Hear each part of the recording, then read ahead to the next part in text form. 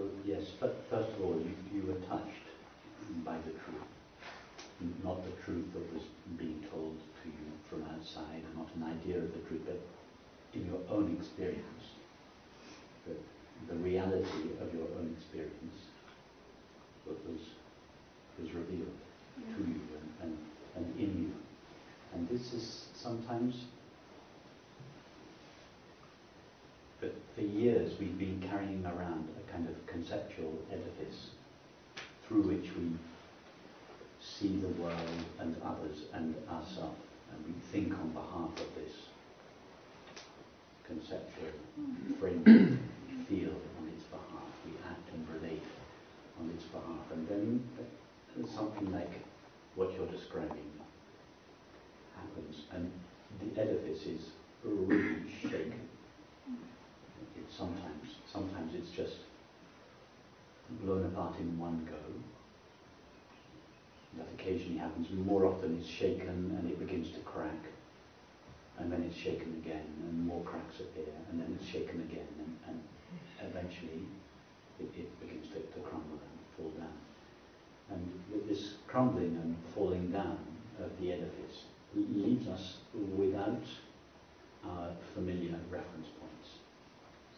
Everything that seemed to be solid and certain and reliable is no longer there to be relied on, no longer there for us to invest our sense of self, our sense of security in. So it can be quite disorientating, particularly if it happens dramatically or suddenly. It can be disorientating and even frightening. And the normal impulse in such a situation is to reject this new experience and to go for the old familiarities, to go for the old securities. So that obviously didn't happen in your case, but it left you in a strange land, not knowing quite how to behave, and hence the feeling, I'm losing control here. Is this dangerous? So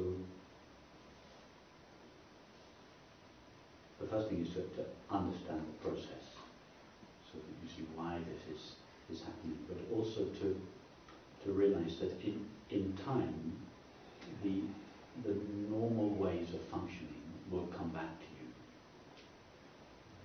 You're not going to be left in a state of madness and disorientation and insecurity for the rest of your life, unable to function or relate. This is just it's the result of the rigidity of the body and the mind being profoundly shaken by what you're hearing and experiencing. And so there is this complete disorientation and insecurity and fear. But in time, all the faculties of the body and the mind, they come back again. But they come back in a way that is consistent with our understanding. So we no longer have to build the walls in the same way, the same shape. All the faculties of the body and the mind, which means all the faculties of thinking, acting, relating, perceiving, doing, they all come back. Whatever those particular faculties are, in your particular case, whatever the faculties of your body-mind are, they will come back. What doesn't come back is the sense of separation.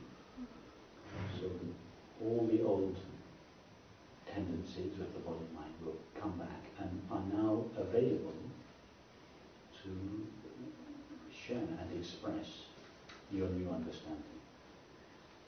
But there may be a little transitional stage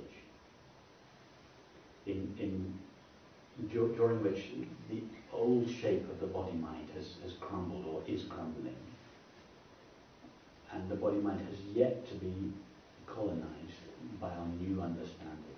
So there may be a period of disorientation. Sometimes it lasts quite a long time, and we spend a couple of years sitting on a park bench, or 10 years sitting in a cave being eaten by animals. Those are extreme examples. Most of us, it doesn't happen like that. there's a gradual crumbling, a gradual reorientation, a bit more crumbling, a bit more reorientation, a bit more crumbling, a bit more reorientation. So for many of us it's a relatively smooth journey, punctuated by odd moments of crises that don't last too long. So what you were experiencing was just one of these moments, that the solidity of your world is crumbling, and the familiarity of all the things that you invested your identity and security in are no longer there when you need them. And there is this fear, but be courageous, and you are courageous. It's okay to take care of yourself physically. Don't go driving. When you're having one of these episodes, go for a nice walk with your husband, or lie on your bed, or just because it'll pass. These are states of the body and the mind. They're not really what we're interested in. What you're describing are the effects, the after effects in the body and the mind of this transparent knowing of our own being. So it'll pass, the body and the mind will come back. It won't be quite the same, it'll come back in a new way. It's been profoundly altered. And then there will be more crumbling, and more alteration in the body-mind. So just manage the body-mind. Do whatever you need to do. Go and rest, go for a walk, go and drive, that kind of thing. But don't worry about going mad. The previous position, the position of the separate self, is truly a position of madness. That is the real madness. Don't worry about losing it. Even if the new shape hasn't quite come into focus yet. Just be okay with being a little bit shapeless for a while, but manage life practically during the process. It'll stabilize. The body and mind stabilize in time, in this understanding. Thank you.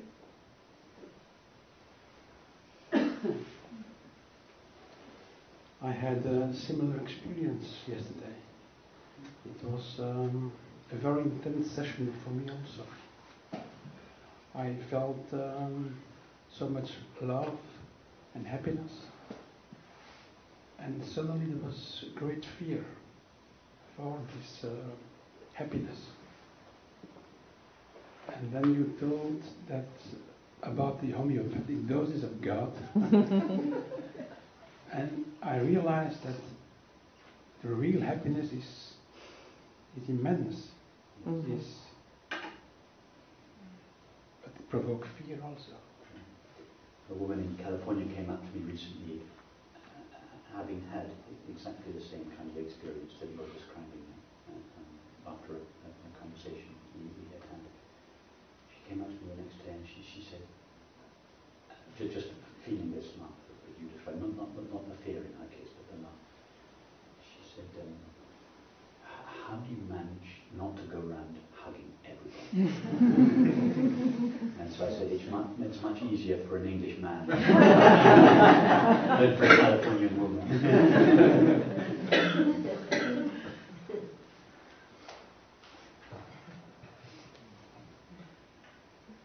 Don't worry about the fear. The fear is the death cries of the separate self. It's the separate self crying out, saying, help, I'm going to disappear. I'm going to die. I've spent my whole life protecting myself and aggrandizing myself through objects and others. And now I see that my days are numbered and I don't want to go. Although strangely, what I long for most of all is to disappear, although I also fear it. It's like the moth that flies towards the flame. The flame is all the moth is attracted to. All it wants is the light. And as it gets close to the light, it thinks, oh, help, it's hot. I don't think I really want that. And it flies away again. It goes away into the darkness. But when it's in the darkness, all it wants is the flame. It just turns around and goes back again. It flies towards the flame, and it just gets there and thinks, oh, it's hot. If I go there, I'm going to die. I don't want it. And it goes back again. So this fear is coming very, very close to the flame, the separate self coming close to dissolving. And at the last minute thinking, oh, help, I thought this was what I wanted.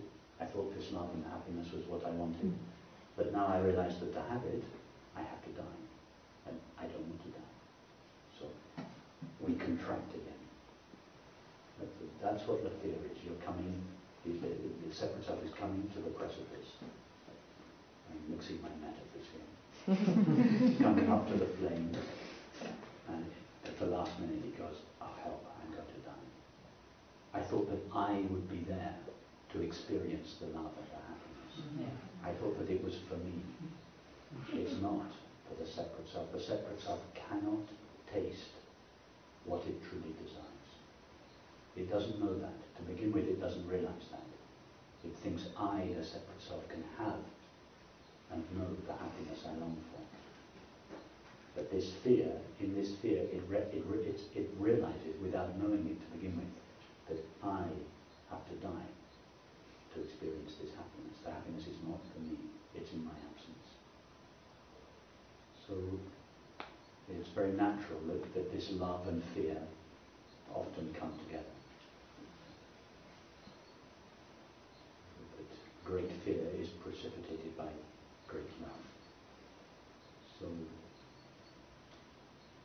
just next time you find yourself close to the flame, see that what you truly want, what you truly long for in life is not going to die if you say yes to this invitation, if you go all the way to the flame.